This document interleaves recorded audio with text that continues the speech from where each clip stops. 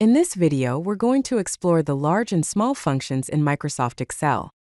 These functions are powerful tools that allow you to find the nth largest or smallest value in a dataset, going beyond the capabilities of the standard minimum and maximum functions. Let's dive in. So, what exactly do the large and small functions do? The large function returns the kth largest value from a dataset. For example, you can use it to find the second largest sales figure or the third highest test score. Conversely, the small function returns the kth smallest value from a dataset. This is useful for finding the lowest scores, the earliest dates, or any other scenario where you need to identify values at the lower end of a range. Let's take a closer look at the syntax of the large function. The formula is simple. Equals large, open parenthesis, array, comma, k, close parenthesis. The array argument refers to the range of cells that contains the values you want to evaluate. This could be a single column, a single row, or a block of cells. The k argument specifies the position of the largest value you want to find. For instance, if k equals 1, the function returns the largest value.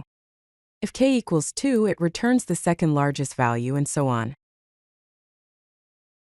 The small function follows a similar syntax. The formula is equals small, open parenthesis, array, comma, k, close parenthesis. Just like with the large function, array is the range of cells that contains your data, and k is the position of the smallest value you want to retrieve. If k equals 1, you get the smallest value.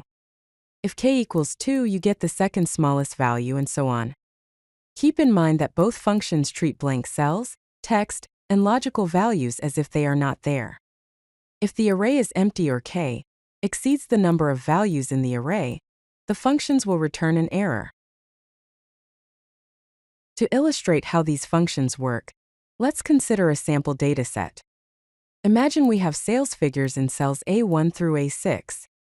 A1 contains 850, A2 contains 920, A3 contains 750, A4 contains 1,200, A5 contains 680, and A6 contains 1,050. We'll use this data to demonstrate how the large and small functions operate.